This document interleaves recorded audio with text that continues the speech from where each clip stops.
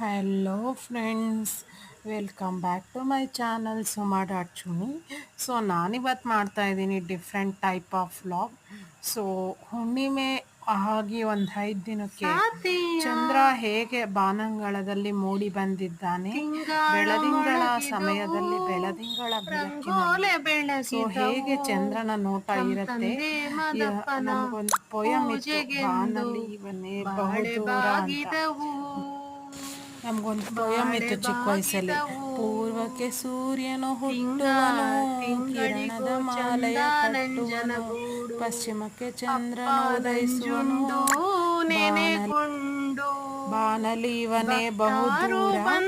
So ಚಂದ್ರನ ಮುಖವುಳ್ಳವರಿಗೆ ಚಂದ್ರಕಾಂತ, ಶಶಿರೇಖೆ ಅಂತ ಹಿಂಗೆಲ್ಲ ವಿಭಿನ್ನವಾದ ಹೆಸರನ್ನು ಇಡಲಾಗುತ್ತದೆ. ಹೆಸರು ಇಟ್ಟ ತಕ್ಷಣ ಅವರು ಚಂದ್ರಕಾಂತಿಯಂತೆ ಹೊಳೆಯಬೇಕಂತೇನಿಲ್ಲ. ಅವರ ಜೀವನದಲ್ಲಿ ಚಂದ್ರಕಾಂತಿಯಂತ ಹುಮ್ಮಸ್ಸು, ಬೆಳದಿಂಗಳಿನಂಥ ತೇಜಸ್ಸು ಇರಬೇಕು. ಚಂದ್ರ ನೋಡಿ ಎಷ್ಟು ಘಮಘಮಿಸುತ್ತಿದ್ದಾನೆ. ಸೊ ಮಲ್ಲಿಗೆಯ ಹೂವಿನ ಬಣ್ಣವನ್ನು ಅಲಂಕರಿಸಿದ್ದಾನೆ. ಅದಕ್ಕೆ ಅವನಿಗೆ ಶಶಿಧರನ ಅಂದರೆ ಶಿವನ ತಲೆಯ ಮೇಲೆ ಶಿವನು ಕಿರೀಟದ ಧಾರಣೆಯ ಮೇಲೆ ಅವನಿಗೆ ಸ್ಥಾನವನ್ನು ಕೊಟ್ಟಿರುವುದು. ನಾನು ಅದ್ರ ಜೊತೆಗೆ ಹಾಡನ್ನು ಹಾಡ್ತಿದ್ದೀನಿ. ಸೊ ಚಂದ್ರನ ಒಂದು ಹೊಳಪನ್ನು ಅವಿಸ್ಸನ್ನು ನಾನು ತೆಗೆದುಕೊಳ್ಳುತ್ತಿದ್ದೇನೆ.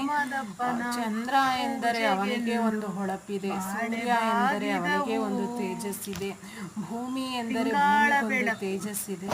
ಸೊ ಮರ ಗಿಡಗಳು, ದೇವರ ಸೃಷ್ಟಿಯಲ್ಲಿ ಎಲ್ಲವೂ ಅದ್ಭುತವೇ ಅಲ್ಲವೇ ಸ್ನೇಹಿತರೆ? ನೋಡಿ, ಚಂದ್ರ ಬಿಟ್ಟು ಬಿಡದೆ ನಮ್ಮನ್ನೇ ಗಮನಿಸುತ್ತಿದ್ದಾನೆ, ನಮ್ಮನ್ನೇ ಗಹಿಗಹಿಸುತ್ತಿದ್ದಾನೆ ಎಂಬುದು ಇಲ್ಲಿನ ಮಾತಿನ ಅರ್ಥ. ನೋಡಿ ಸ್ನೇಹಿತರೆ, ಎಷ್ಟು ಚೆನ್ನಾಗಿ ಚಂದ್ರನ ಉದಯಿಸಿ ಬಂದಿದ್ದಾನೆ. ಇದು ಸುಮಾರು 6:15 ಸಮಯದಲ್ಲಿ ನಾನು ತೆಗೆದಿರುವ ಒಂದು ವಿಡಿಯೋ ಚಿತ್ರೀಕರಣವಾಗಿದೆ. ಮತ್ತು ಇದನ್ನು ಯಾರೂ ಮಿಸ್ ಮಾಡಿಕೊಳ್ಳಲು ಪ್ರಯತ್ನಿಸುವುದಿಲ್ಲ.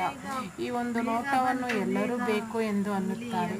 ಪ್ರಕೃತಿಯಲ್ಲಿ ಸಿಗುವುದು ಎಲ್ಲವೂ ಸುಖದಾಯಕವೇ ಹೊರತು ಯಾವುದು ದುಃಖದಾಯಕವಾದುದು ಯಾವುದೂ ಇಲ್ಲ. ಸೊ ಅದಕ್ಕೆ ಚಂದ್ರನ ಹೊಳಪು ಒಂದು ಉದಾಹರಣೆ ಎಂದು ಹೇಳಬಹುದು. ನೋಡಿ, ಚಂದ್ರ ಇಷ್ಟನ್ನು ಹೇಳ್ತಾ ಚಂದ್ರನ ಬಗ್ಗೆ ಒಂದು ವಿಭಿನ್ನವಾದ ವ್ಲಾಗ್ನನ್ನು ಮಾಡಿ ನಿಮ್ಮನ್ನು ಮನೋರಂಜಿಸಲು ಪ್ರಯತ್ನಿಸಿದೆ. ಇದಾಗಿತ್ತು ಇವತ್ತಿನ ವ್ಲಾಗ್. Thank you. ನೋಡಿ, ಆನಂದ ಪಡಿ.